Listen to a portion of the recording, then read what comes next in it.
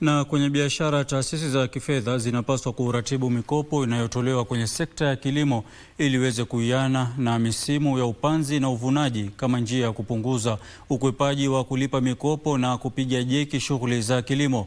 Afisa mkuu mtendaji wa shirika la Financial Sector Deepening Kenya, Rashmi Pillai, amesema mikakati ya muda mrefu ya ufadhili itafanya utaratibu wa utoaji mikopo katika sekta ya kilimo kuwa ya kuvutia na kudumisha ushindani zaidi, mbali na kupunguza mikopo ambayo haina manufaa. Hazina ya kimataifa ya ustawishaji kilimo imesema sehemu ya mgao wake wa shilingi bilioni 17 iliyotengewa maeneo ya mashinani itatumiwa kupiga jeki utoaji mikopo kwa wakulima. Afisi ya shirika la Financial Sector Deepening Kenya inasema ipo haja ya kukumbatia mbinu za muda mrefu za ufadhili ambazo zitafanya taratibu za utoaji mikopo kwa wakulima kuwa za kuvutia na kudumisha ushindani, huku zikiimarisha juhudi za ulipaji mikopo. Formal financing is structured like a business loan. I give you a loan, you have a 1-month grace period, and then you start paying back the loan. That's great for a trader if you're running a clothing business, etc.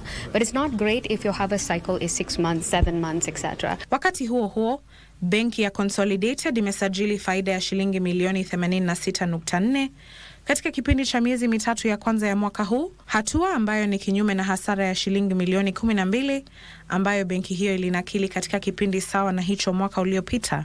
Faida hiyo ambayo inawakilisha ongezeko la 869% ilifanikishwa na mapato kutokana na riba ya juu na ukuaji katika hisa za serikali. Kaimu afisa mkuu mtendaji Dominic Murage amesema benki hiyo inakadiria jinsi ya kuimarisha ushirikiano na taasisi za serikali, wizara, vyuo vikuu pamoja na mashirika ya serikali ili kupanua ufadhili wa biashara ndogo na zile za kadri humo nchini. Na hatimaye, wadau katika mfumo wa uongezaji thamani katika sekta ya kahawa wanawahimiza Wakenya kutumia kwa wingi kahawa ya humo nchini na uwekezaji katika mfumo wa kuongeza thamani bidhaa hiyo ili kupunguza utegemezi wa soko la kimataifa ambalo hukumbwa na misukosuko ya mara kwa mara. Mwasisi mwenza wa kampuni ya Kenya Coffee Hub, Joshua Tiampati, amesema upanuzi wa utayarishaji, upakiaji na matumizi humu nchini unaweza waongezea mapato wakulima, kubuni nafasi za ajira na kupiga jeki ukuaji endelevu. There is certain standards, certain measures that have been put in place by foreign markets to regulate the kind of coffee they take in. And simply this platform serves as an awareness platform.